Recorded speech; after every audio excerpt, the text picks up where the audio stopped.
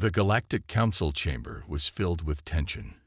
Alien delegates from 100 different species sat in their seats, their expressions ranging from frustration to amusement. The great rulers of the galaxy had gathered for an urgent meeting, and the topic of discussion was Earth. A tall, silver-skinned alien, High Chancellor Vorthak, stood at the center of the chamber. His voice was deep and commanding as he addressed the council. This primitive world has refused to submit to our authority. We offered them peace, prosperity, and unity under our rule, yet they reject us. This defiance cannot be tolerated. Several alien representatives nodded in agreement. Others, however, looked unsure. A reptilian alien, General Galactic, tapped his claws against the metal table. Humans are unpredictable, he warned. They adapt quickly. We must proceed with caution. But another alien, a pale-skinned diplomat from the Scytherian Empire, scoffed. Caution. Against a species that only recently discovered space travel. They are nothing compared to us. The chamber filled with murmurs. The majority agreed with the Scytherian diplomat.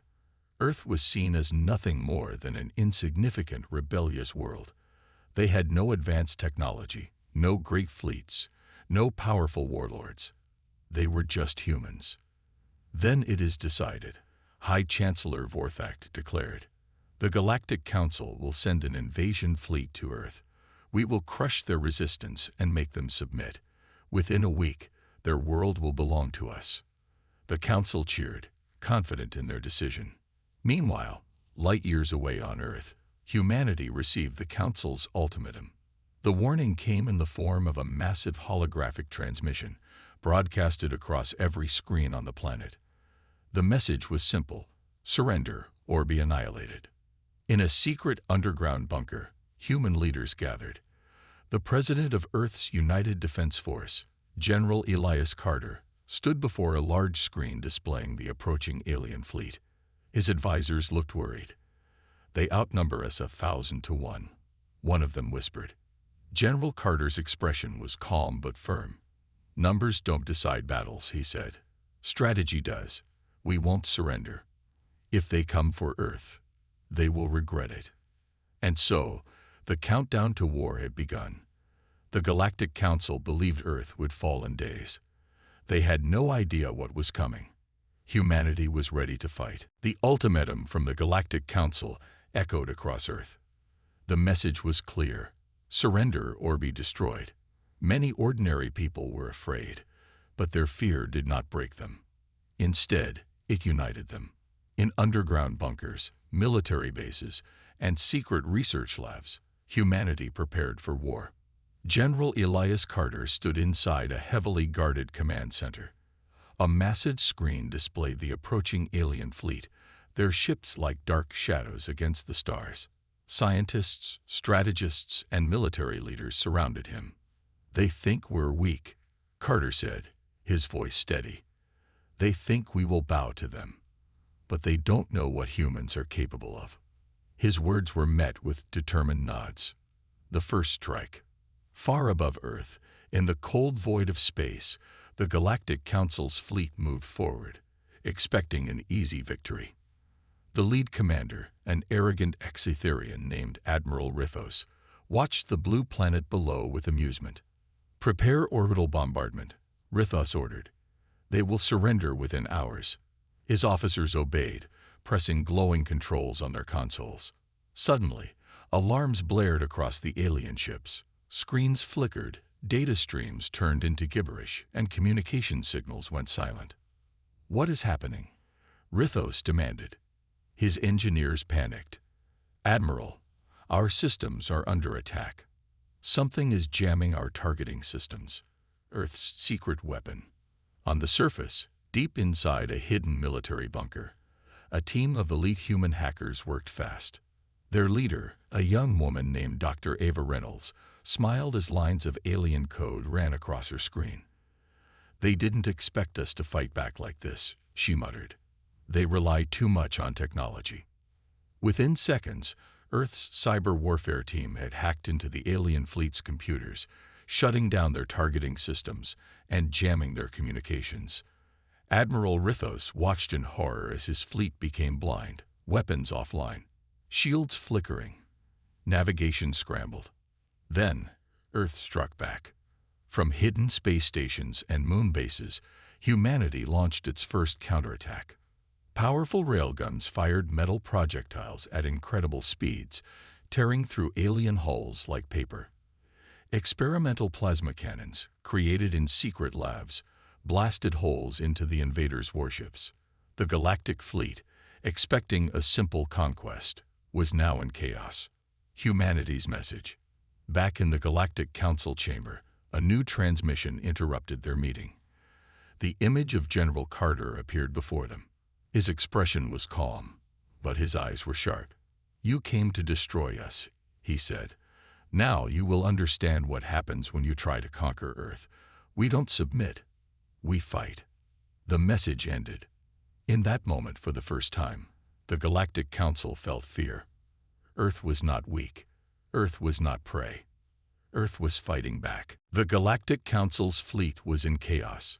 Their systems were jammed, their weapons disabled, and their communications lost. They had expected Earth to be weak, but now they were the ones struggling to survive. Admiral Rithos, still on his flagship, clenched his fists. His crew was shouting, trying to regain control of the fleet. "How is this possible?" Rithos roared. "Humans should not have this kind of technology." An officer turned to him, fear in his eyes. "Sir, they planned for this. They were waiting for us." Rithos' blood ran cold. The humans had set a trap. Mars, the killing ground. Near Mars, the second wave of the invasion fleet was approaching, believing their forces were still in control. But hidden among the red planet's rocky surface, Earth's real defense was waiting. A fleet of stealth warships, invisible to alien scanners, had been hiding inside Mars canyons and caves. The commander of this fleet, Captain Leon Grayson, watched the enemy ships enter the kill zone. His hands were steady as he gave the order. "All units, fire at will." The counterattack. In an instant, hell rained down upon the invaders. Massive railguns from Mars' surface fired at incredible speed, sending metal slugs that tore through alien warships. Earth's experimental plasma cannons burned holes straight through the enemy's strongest shields. Missiles, disguised as harmless space debris, suddenly came to life, locking onto alien engines and detonating with brutal force. The second wave of the invasion fleet never even had a chance to fight back. Desperation in the enemy ranks. On board the Council's warships, panic spread like wildfire. Alien commanders shouted conflicting orders, but the human assault was too fast, too precise. One by one, entire alien battleships exploded, lighting up the void of space with their destruction. Escape pods ejected, filling the battlefield with fleeing enemy soldiers. Admiral Rithos, still struggling to restore order, received a distress call from the second wave. "Admiral, we are under heavy attack. We need reinforcements." Rithos gritted his teeth. Reinforcements.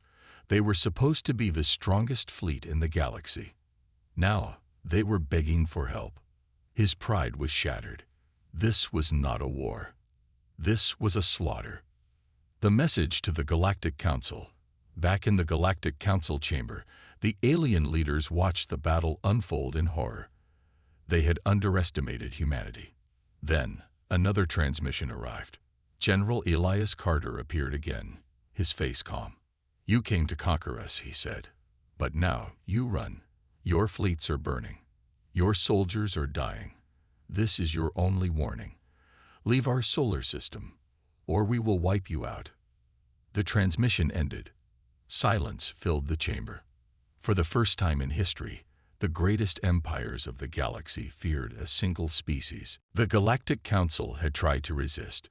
They had fought, schemed, and gathered their forces in one final push to destroy humanity. But in the end, it was clear, Earth had won. The mighty fleets of the Council lay in ruins, their leaders shattered, and their pride crushed. In a hidden corner of the galaxy, Admiral Rithos sat alone on his flagship, staring out into space. His forces had been decimated, and his reputation, once unmatched, was now in tatters. The defeat was complete, and the humans had proven something even greater. They were unstoppable. In the Galactic Council's chambers, the surviving leaders stood in silence. Their once glorious empire was now broken, and the weight of their defeat was clear on every face. The humans had turned the tables, and they knew there was nothing left to do but surrender. The surrender. A holographic transmission was sent from the Council's headquarters to Earth. It was a simple message, a message of surrender. High Chancellor Vorthak appeared on the screen, his face grim and defeated. "We have no choice but to accept your terms," he said, his voice heavy. "The Galactic Council recognizes Earth's new place in the galaxy. We are no longer your enemy." For a moment, there was silence in the human command center. Then, General Carter stepped forward, his eyes steady and resolute. Humanity had fought for its freedom, for its place in the stars, and now they were being given the respect they had earned. "We do not seek your surrender to humiliate you," Carter said, his voice calm but firm. "But know this, Earth will not be oppressed again. You will learn to respect humanity, as we have earned our right to be here." The council members, too defeated to argue, nodded. The terms of the peace treaty would be set by Earth. The once mighty Galactic Council would now bow to humanity's demands. The aftermath. As news of the peace agreement spread across the galaxy, a new era began. The galactic map was redrawn, with Earth at its center. The alien factions that once ruled the stars were forced to recognize Earth's rise, some reluctantly, others willingly. The human fleets patrolled space, ensuring peace and protecting the new order. Earth had transformed from a weak, isolated planet into the dominant force in the galaxy, and for the first time in history, humanity stood at the top of the galactic hierarchy. A new beginning. Back on Earth, life continued, but the world had changed forever. The scars of war were still visible, but there was also a new sense of unity. People from every corner of the Earth celebrated their victory, knowing that they had fought for something far greater than themselves. Humanity was no longer divided by borders or old conflicts. Instead, they were united by a single powerful truth. They were the future of the stars. General Carter watched the celebrations, but his thoughts were focused on the future. There was still much to do. Many parts of the galaxy were uncertain, and humanity's place in the stars needed to be protected. But for the first time, humanity stood unchallenged, ready to shape the galaxy as they saw fit. As the sun set over Earth's horizon, the stars above seemed to gleam a little brighter. Humanity had taken its place in the cosmos, and nothing would ever be the same again. Admiral Rithos stood frozen on the bridge of his flagship, watching as the battle reports came in. The second wave of the invasion fleet had been wiped out near Mars. The first wave, still struggling to regain control of their systems, was falling apart. This was supposed to be an easy conquest, a show of power. But the humans had turned it into a nightmare. His officers looked at him, waiting for orders. But what could he say?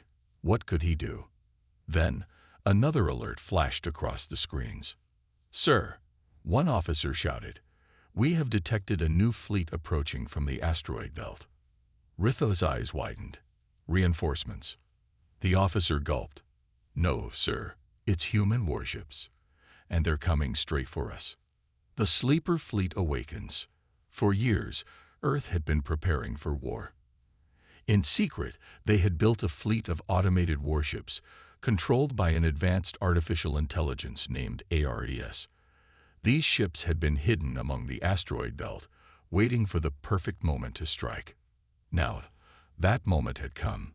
ARES, a self-learning AI, had been monitoring the battle. It had studied the weaknesses of the enemy, their formations, their tactics. And now it moved in for the kill. The trap closes. From the shadows of the asteroid belt, hundreds of human warships activated. They were sleek, fast, and deadly. Unlike the alien ships, which relied on predictable formations, These vessels fought like hunters, attacking from unexpected angles. The eye-controlled ships coordinated perfectly, launching devastating barrages of missiles, plasma beams, and kinetic railgun rounds. The Galactic Council's fleet had no time to react. One by one, enemy warships exploded, their defenses shattered. The human fleet moved like ghosts, striking from every direction, then vanishing into the asteroid field. The alien commanders were used to fighting predictable enemies, but humans were anything but predictable. Panic in the enemy ranks. On board the Council's warships, fear spread like wildfire. Alien officers shouted in confusion, unable to understand how mere humans were overwhelming their forces. "We need to retreat," one commander yelled. "No," Rithos growled. "We are the Galactic Council. We do not run from primitive species." But even as he spoke, more ships were destroyed. The AI fleet moved with terrifying precision, exploiting every weakness, predicting every movement. This was not just a battle anymore. It was a massacre. Humanity's final warning. Back on Earth, General Carter watched the battle unfold. ARES had done its job perfectly. The invaders were finished. Carter turned to his communications officer. "Send them a message." Moments later, a holographic transmission appeared inside the alien fleet's command centers. "This is Earth's final warning," Carter said. "Leave our system now. If you return, we will not show mercy." Admiral Rithos clenched his fists, his pride shattered. The mighty Galactic Council had been defeated, and for the first time in history, the galaxy feared humanity. The Galactic Council chamber was silent. The alien leaders sat frozen, their faces filled with disbelief. The invasion fleet was in ruins. The mighty armada, which was supposed to crush Earth in days, had been annihilated in a matter of hours. The human transmission still echoed in their minds. "Leave our system now. If you return, we will not show mercy." No one had ever spoken to the Galactic Council like that before. The High Chancellor's rage. At the center of the chamber, High Chancellor Vorthak stood. His silver-skinned hands clenched the podium. His voice, usually calm, was now filled with fury. "How is this possible?" he roared. "How did mere humans defeat the greatest fleet in the galaxy?" A reptilian general, Galactic, lowered his head. "They were smarter than we thought. We underestimated them." Vorthak slammed his fist against the table. "They are savages. They should not have this power." Another council member, an elder from the Scytherian Empire, spoke cautiously. "Chancellor, perhaps we should reconsider our approach. Earth is more dangerous than we expected." Vorthak turned on him, his eyes burning with anger.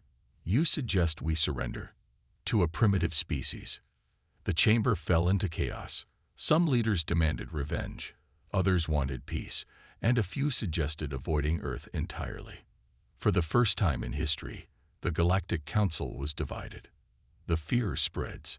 News of Earth's victory spread across the galaxy. Species that once saw humans as weak now looked at them with fear and respect. On distant worlds, rulers began to question their own security. If humans could defeat the Galactic Council's fleet, what else were they capable of? Some alien factions secretly contacted Earth, offering alliances.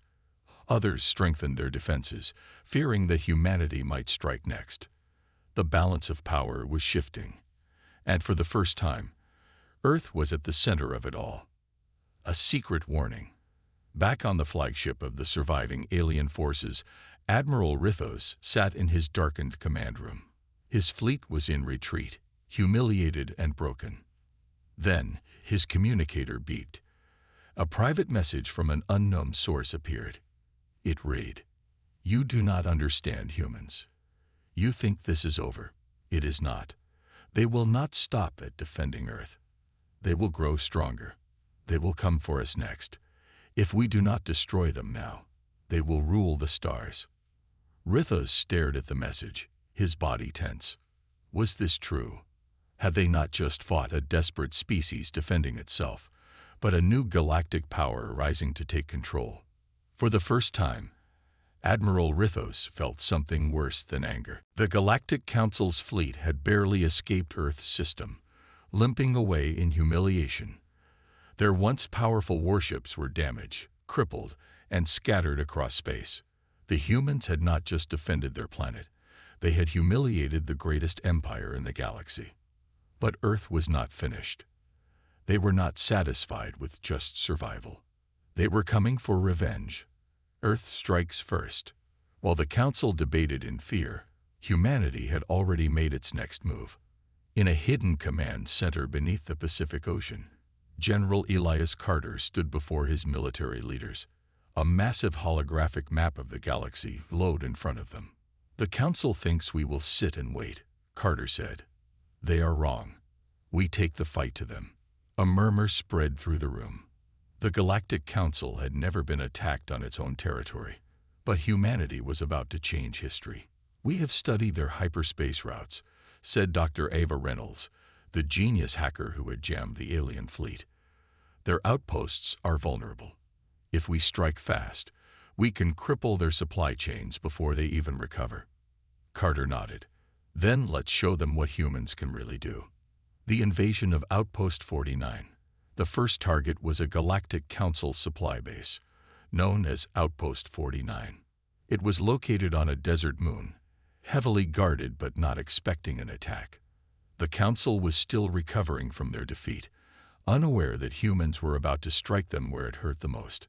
Under the cover of deep space, a fleet of Earth's most advanced warships emerged from hyperspace. They jammed enemy communications before the aliens could even send a distress signal. Then the attack began. Stealth bombers rained down explosive payloads on enemy defenses.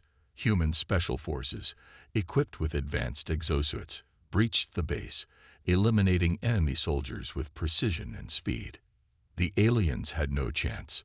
Within an hour, Outpost 49 had fallen. The Galactic Council had lost a vital resource hub, and the humans had proven that they were not just defending anymore. They were conquering. Shock in the Galactic Council. When news of the attack reached the Council, panic spread through the chamber. "They attacked us," High Chancellor Vorthak roared. "They dare to bring war to our territory." A Scytherian diplomat shook his head in disbelief. "They shouldn't have been able to. This is impossible." But it was possible. Humanity had struck first, and they were just getting started. Vorthak's hands trembled as he realized the truth. The war was no longer about conquering Earth. Now it was about stopping Earth before it became unstoppable. And for the first time in history, the Galactic Council did not know how to win. The Galactic Council was in full crisis mode. The once proud rulers of the stars had been attacked on their own territory. Their fleets were in disarray. Their supply chains were falling apart. And worst of all, they did not know how to stop the humans. High Chancellor Vorthak stood in the central chamber, his expression dark with frustration. "This is madness," he growled.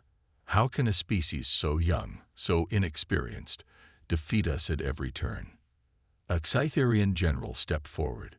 "It's not their weapons, Chancellor. It's their minds. They adapt too fast. Every time we think we understand them, they change their strategy." Vorthak's silver fingers curled into a fist. He had never feared an enemy before. But humans were different. The Battle of Rixus III. On a distant frontier planet, the Council gathered its forces, preparing a counterattack against the human invasion. Rixus III was a fortified world, home to one of the largest military bases in the Council's empire. If humans attacked, they would be walking into a trap. Or so the Council thought. The human fleet arrived, but instead of attacking the planet directly, they did something unexpected. They shut off the sun. Using an array of advanced cloaking satellites, the humans blocked out the system's star, plunging the battlefield into total darkness. The aliens, reliant on thermal and visual sensors, suddenly found themselves blind. Then the humans attacked. Using night vision technology, heat-resistant suits, and guerrilla tactics, the human forces slipped through enemy defenses, disabling shields, hacking systems, and silently eliminating soldiers before they even knew what was happening. By the time the Council forces managed to restore power, the human forces had already won. The Council's breaking point. Back in the Council chamber, High Chancellor Vorthak slammed his fist on the table. "This is impossible," a nervous strategist whispered. "They learn too fast, Chancellor. Every time we think we have the advantage, they find a way to turn it against us." Some of the weaker empires had already begun withdrawing, no longer willing to fight humanity. Others started to consider surrendering. But Vorthak refused. "No," he growled. "If we let them continue, they will take everything from us." He turned to his war council. "Summon every fleet, every soldier, every weapon.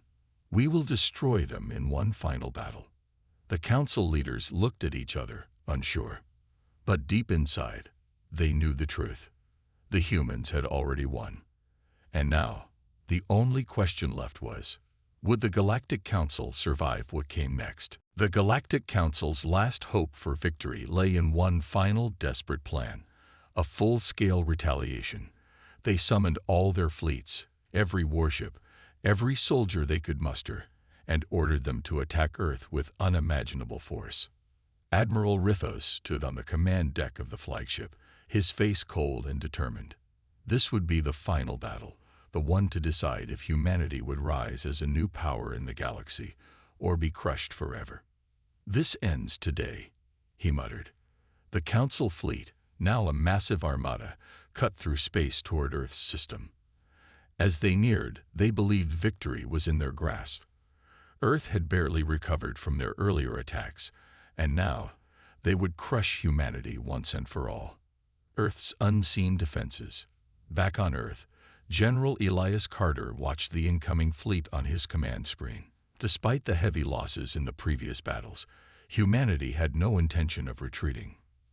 "They're coming," Carter said, his voice steady but filled with a quiet confidence. "But this time, they won't be ready." Humanity had learned from every battle. They had studied the Council's tactics, and now they had something the aliens never expected. A new weapon, a planetary defense system hidden beneath Earth's surface. The system was a network of energy cannons, hypercharged projectiles, and cloaked defenses, all designed to counteract the full might of the alien fleet. These weapons were capable of disabling even the most powerful warships with single strikes. The battle for Earth. As the Council's fleet arrived, Earth's defenses activated. The first wave of energy blasts struck the alien ships with incredible force, shattering shields and crippling engines. Admiral Rithos watched in horror as his flagship, along with several others, was hit. The once invincible alien fleet was now losing control. Their ships were falling apart under the human assault. "What are they using?" Rithos yelled, his voice tinged with disbelief. "Our weapons can't reach them." The Earth defense system was far beyond anything the Council had anticipated. It was a game changer. Turning the tide. The alien forces tried to retaliate, but the human counterattack was too swift, too overwhelming. As massive warships crashed into each other, debris scattered across the battlefield. Human fighters flew through the chaos, picking off smaller alien ships with pinpoint precision.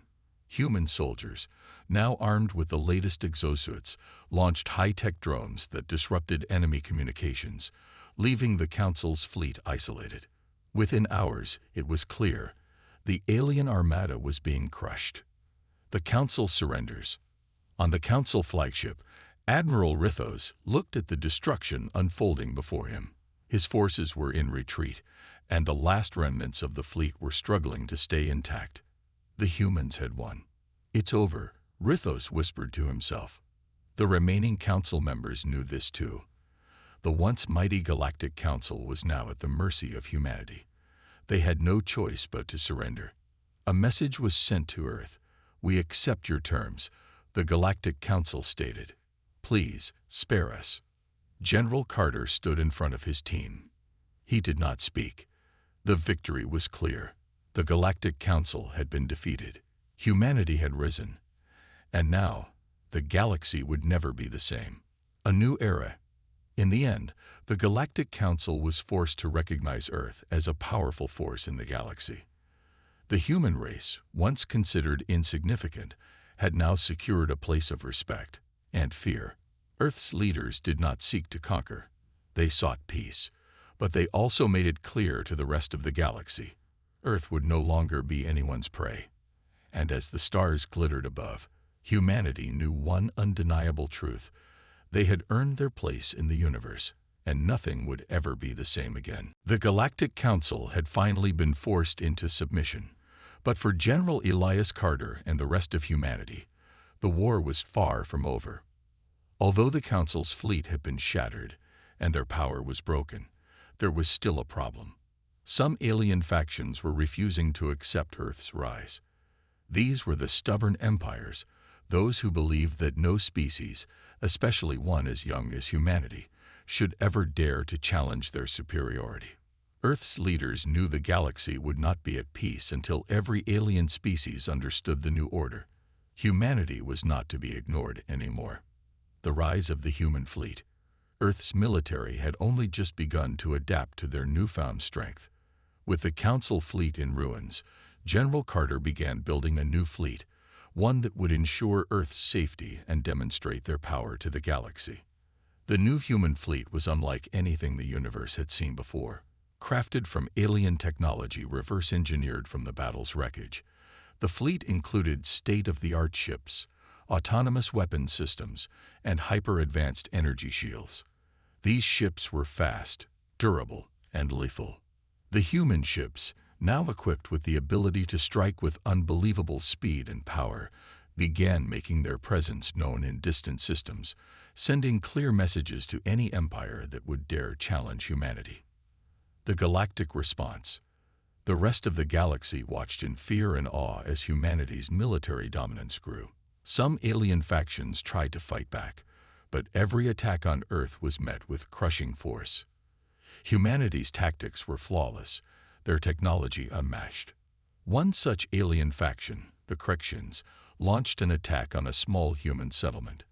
They believed that humanity's forces were spread too thin to respond, but they were wrong. As soon as the Crexian warships entered human territory, the trap was set. Human warships ambushed the Crexians, tearing through their fleet in a matter of hours. The survivors fled, leaving behind nothing but burning wreckage. The Crexians, like many others, quickly realized that humanity had become a force to be reckoned with. No one could stop them. The fear spreads. As Earth's military continued to expand, the Galactic Council now fully recognized the threat that humanity posed. The once mighty Council, once thought to be unbeatable, was now forced to negotiate with Earth on humanity's terms. The alien empires, once unified against a common enemy, now found themselves divided. Many of the smaller factions began to align themselves with Earth, offering resources, technology, and even soldiers to ensure their own survival. Others, still loyal to the Council, vowed to retaliate against humanity's dominance. But they were few. Humanity's new role. General Carter stood in the center of the human command center, watching the galaxy unfold before him on the holographic display. His eyes were filled with determination, but also a deep sense of pride. Humanity had come a long way. The final blow had been struck, and now the universe would know peace, but only under human rule. Earth had proven it could not only survive but thrive in the harshest of galactic wars. Humanity was no longer the underdog. It was now the future of the galaxy. And nothing, no enemy, no empire, no force, could ever take that away.